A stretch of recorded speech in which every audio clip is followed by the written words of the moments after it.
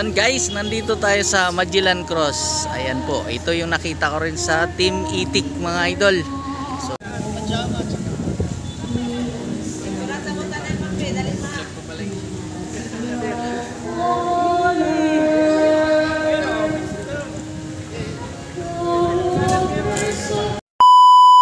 good morning mga idol. Ang oras po natin ay alas 7 ng umaga at tayo po ngayon ay mag-iikot dito sa Cebu City. So pupuntahan natin yung mga napupuntahan ng mga vlogger dito. So ngayong araw mga idol ay nandito na kami sa simbahan na ito dito sa Cebu, pero hindi ito yung pupuntahan natin. Doon po tayo sa isang simbahan sa may Santo Niño at doon po tayo papasok muna at magdasal ng konti. At tayo po ay didiretso na doon sa Magellan Cross, kung saan doon ay pumunta sila Team Itik kayo. So ito na nga mga idol, at papalapit na tayo sa simbahan ng Santo Niño ng Cebu.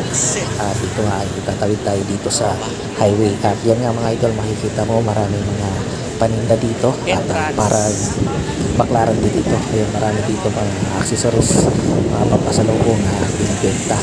So ito na nga mga idol, at papasok na tayo dito. So ito dito mga idol ay muntik na akong makapasok dahil na yung aking shirt ay aking pantalon pala ay butas-butas. So may pit sila dito at bawal pala ang naka-shirt dito.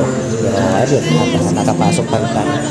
So ayan mga idol, at dito na nagmimisa yung pare sa labas kasi nga medyo masikip sa loob ng kanilang simbahan. At pag marami yung mga nagsasimba, kaya dito na sila nagmimisa sa labas. So tara, makinig muna tayo ng misa mga idol. At ito na nga mga idol, at nandito na tayo, papunta na tayo sa Magellan Cross mga idol. Ito, at papasok na tayo. So ayan na ang Magellan Cross na ating pinapangarap na makita. At ito na nga, nandito tayo na sa loob mga idol. So tara, enjoy natin yung scenery dito sa loob mga idol. Let's go guys. Ayun guys, nandito tayo sa Magellan Cross. Ayan po, ito yung nakita ko rin sa Team Itik mga idol. So ayun, nandito tayo ngayon. At narating din natin itong Magellan Cross ng Cebu. Ayan.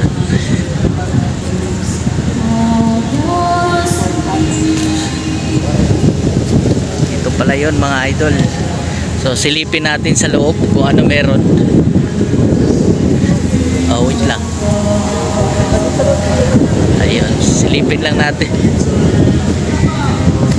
Yung nakaraang buwan lang mga idol, ito ay binuksan sa publiko, pero sa ngayon ay nakasarado na.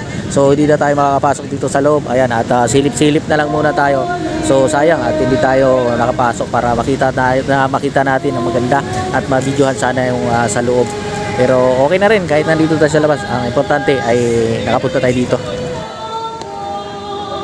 So yun guys, at narating na natin yung Magellan Cross. At lalabas na tayo.